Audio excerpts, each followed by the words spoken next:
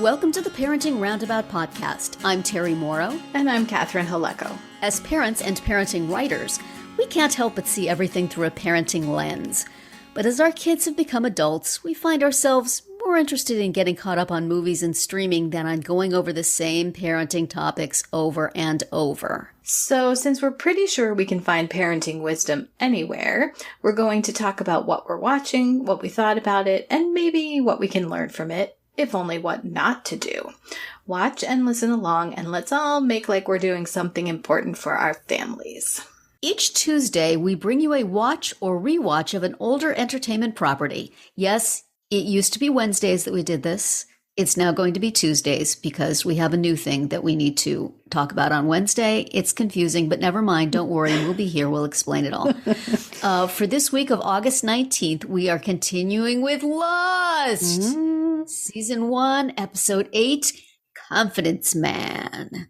So, pretty easy to guess that something called Confidence Man is going to be about Sawyer.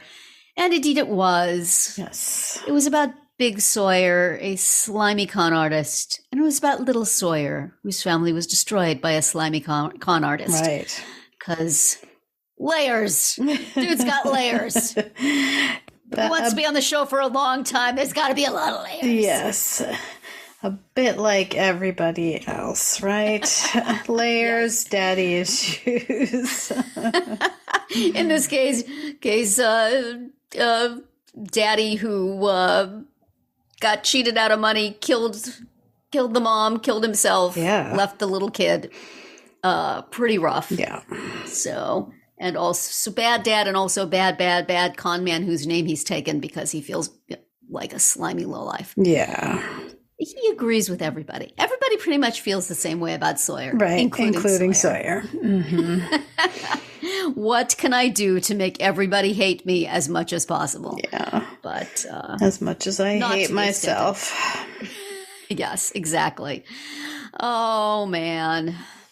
But this is the episode I have been remembering happened, but didn't remember when, where Saeed breaks out his torturer's repertoire. Yeah. And that was rather upsetting to him as well. So he just slings his backpack on his shoulder and wanders off. Right.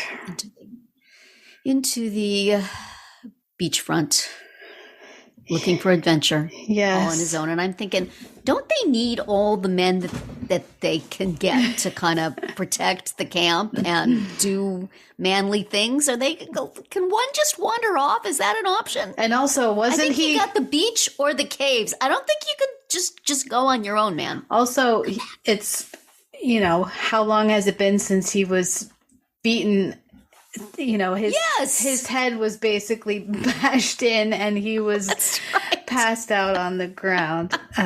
So, yeah. Yeah, I don't know. And also, he seemed to know, though unconscious, that Sawyer was the one setting off the rocket and Shannon was the one setting off the rocket. Even though, as far as he knew, it was supposed to be Kate.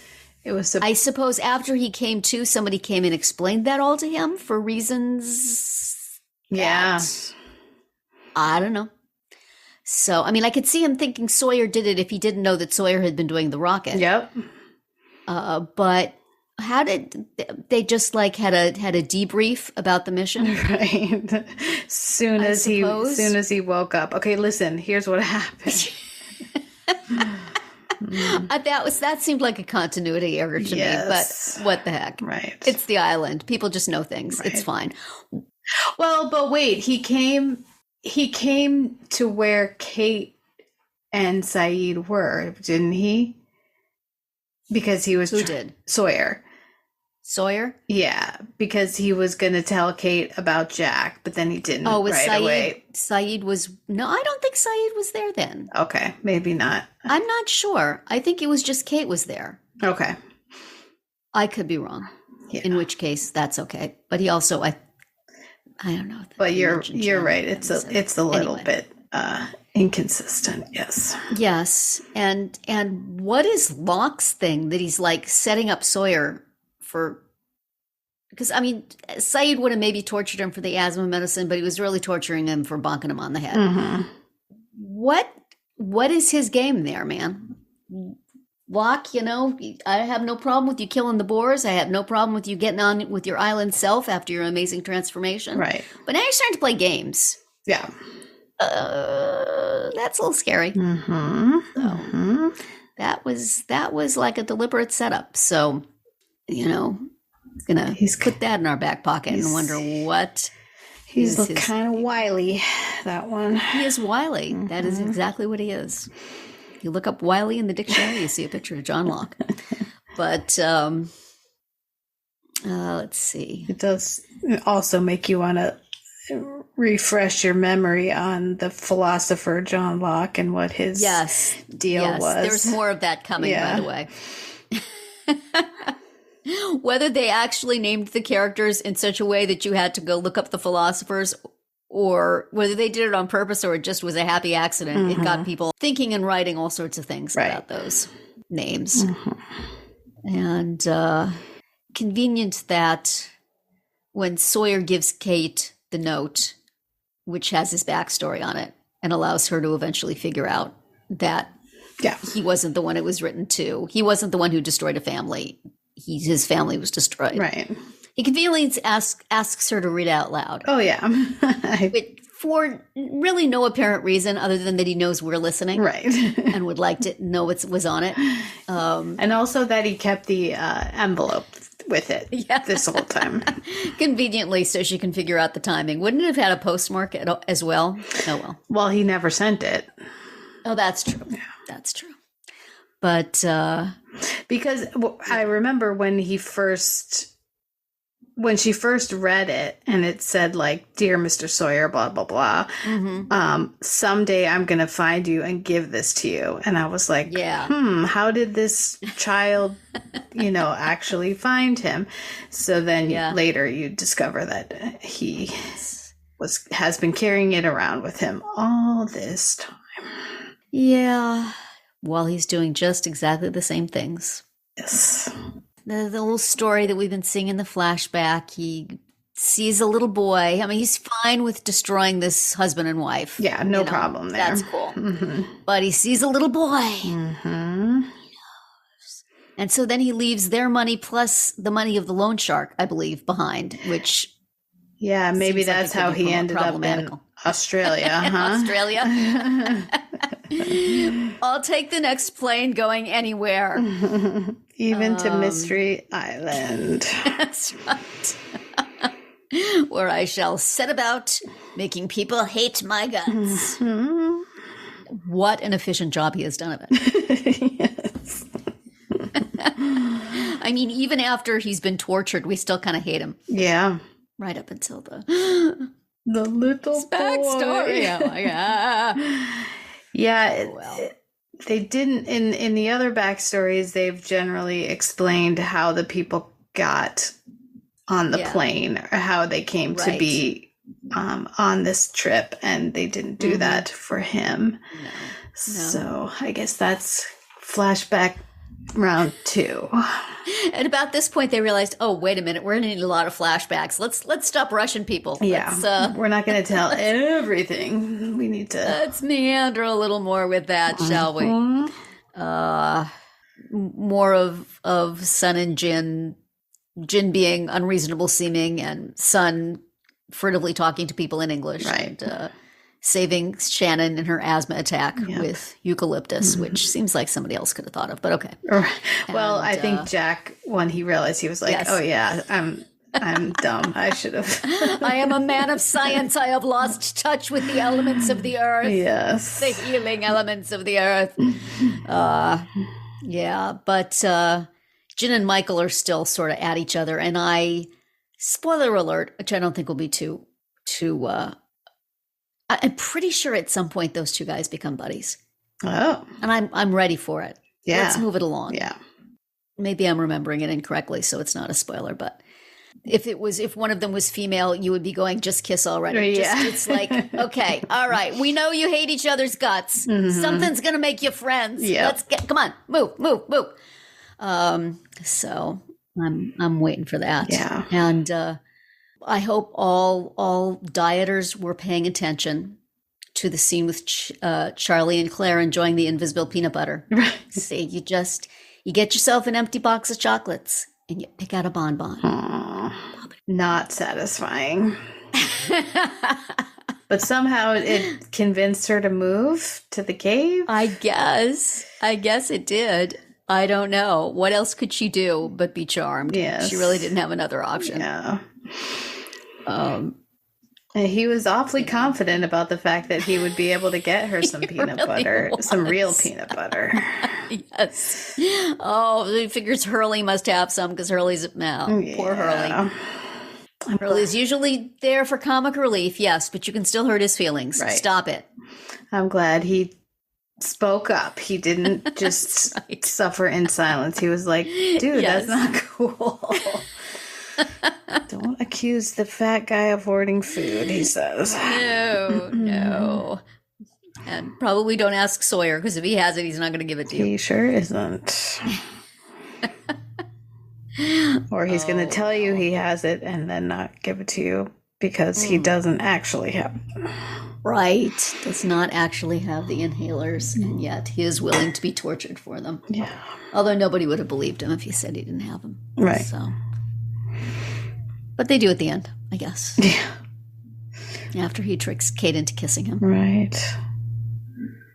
Yeah, and it wasn't just a quick peck either. It was quite in. Yeah. This Jack, Kate, and Sawyer triangle is already tiresome, and it just started. Right. But, you know. And I presume it's going to keep going for many. You got to have it. Many a season. You got to have romantic tension. It's in the TV drama rule book. Yes. We don't care if they're on an island. There's got to be romantic tension. Yeah. If there are at least at least three people, at least a triangle's worth of people, you got to do it. So if not, you have to find a native on the island. Right. Third leg of the triangle. We need a triangle. Oh, well. So, parenting-wise, that asthma stuff looked really scary. It did. Yes. They should direction to that actress is just pretend like you're dying. It's okay. Just gasp over and over. I wonder if they just did that as I wonder if she was actually doing that, or they just recorded somebody having an asthma attack. Right. Breathe hard. But gave her lots of gray makeup to make her look like she couldn't breathe. Oh gosh, that was awful. I one time in my life, and only one time, had an asthma attack. It was the weirdest thing. And it was just like that. I could not breathe. My parents took me to the emergency room. By the time I got there, it had passed. Right. And I'd always easily out of breath, but never had an asthma attack. So I don't know what that was. I mention it every now and then to doctors, and they go, But like I'm making it all up. Right. Like there's a letter somewhere saying, "I'm sorry I caused your asthma attack in person." Anyway, so for parents of kids with asthma, I imagine being someplace without an inhaler and no opportunity to get an inhaler would be terrifying. Right.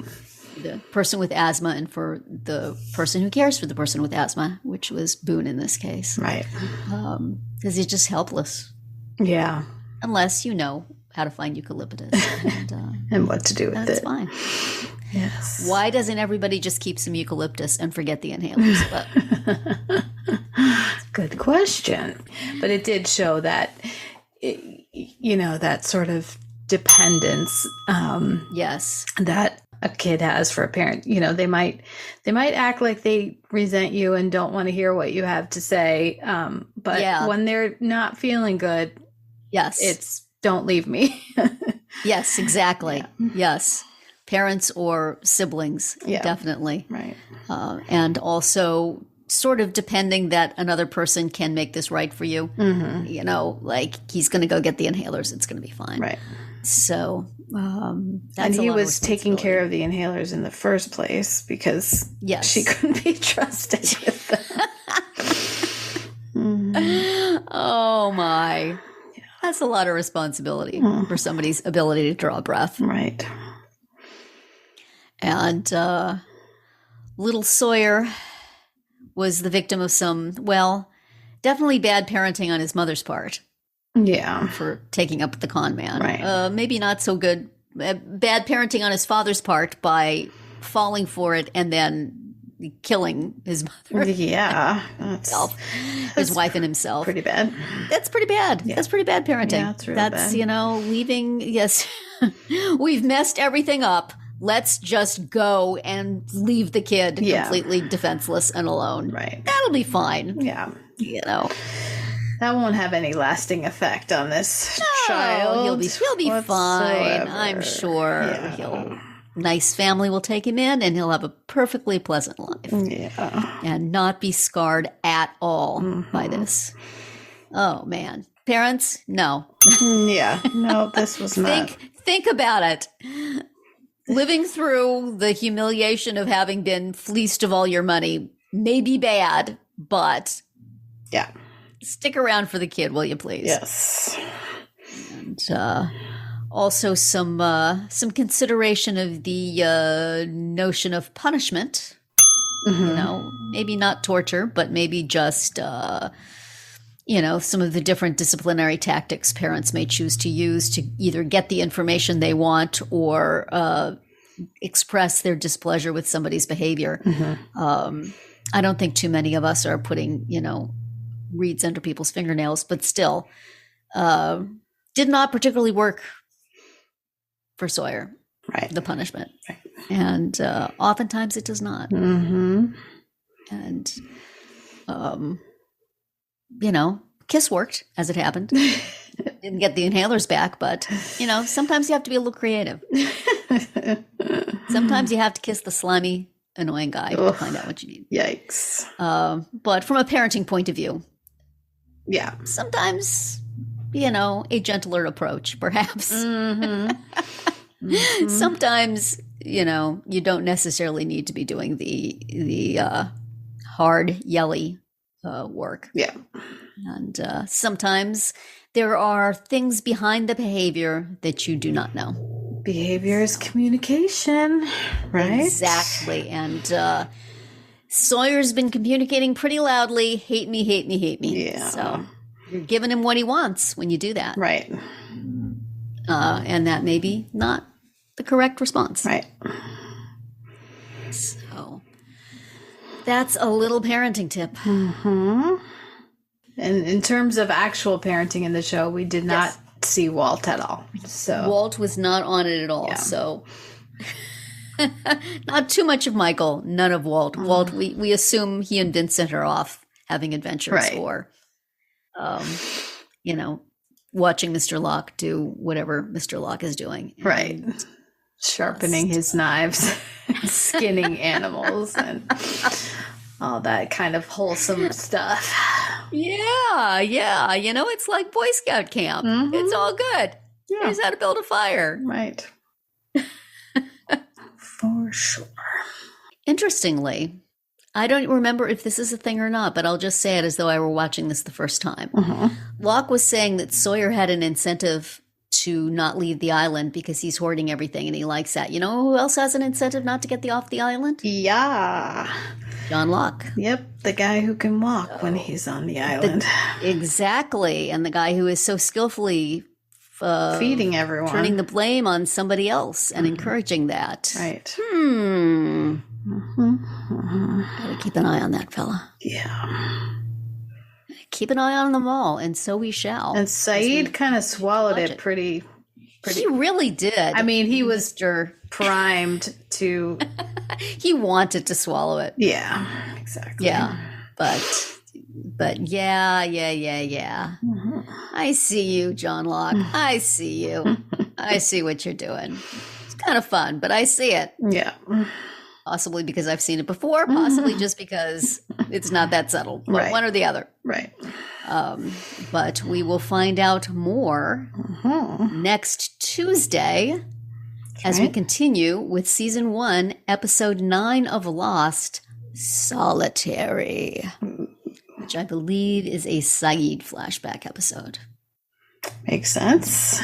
He's walking, he's thinking. Yep. He's thinking back as he's walking. And we will see you back here tomorrow to discuss the finale of A Gentleman in Moscow. Adieu. Sniff. As well as the season 4 premiere of Only Murders in the Building. They're back. With guest stars galore. And Meryl Streep is back. Just saw something on Twitter where they were going to I guess there was some sort of a premiere for the series. And she and Martin Short were holding hands, and people are going, they're dating. And somebody else said, you know, at that age, sometimes holding hands just means neither one of you wants to break a hip. Nice. True. So true. Yes. Anyway, possible. I've heard rumblings about that. Yeah, I have And to. I've heard rumblings of not. So we'll see. Right. But always nice to see them both. Yeah. Thank you for listening. You can find all our episodes on Spreaker, Apple Podcasts, Amazon Music, or wherever you get your podcasts. You can find recaps, links, and an opportunity to comment on our website at parentingroundabout.com. You can also talk to us on our Facebook page, on Instagram, or on Twitter, where you'll find us at Roundabout Chat. And please visit our Amazon shop at amazon.com/shop/mamatude, where you can find links to a lot of the things we've talked about over the years.